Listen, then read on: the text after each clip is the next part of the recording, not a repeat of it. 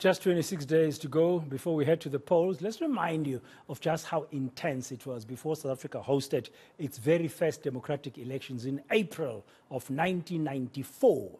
The books of history very rarely speak of the contribution of one Kenyan national named Washington Okumu, who assisted in averting bloodshed as we ushered in our democracy. To tell us more about this story and what was happening at that time, I'm joined by the founder of African Enterprise, Dr. Michael Cassidy. He's also an evangelist, teacher, preacher, and author. He's also written a book about this called Forever a Witness. Dr. Cassidy, good afternoon. Welcome to today, and thank you very much for your time. I guess many young people want to know that South Africa was at the brink of some people saying of a possible civil war.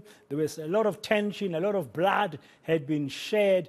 Leading up to 1994, there was a peace accord in place that political parties had to sign. But one political party was not going to be on that ballot paper. That was the eNCA Freedom Party, and it raised a lot of questions whether or not, whatever election would happen, there will be peace in South Africa. But somebody stepped in and assisted. Just take us back.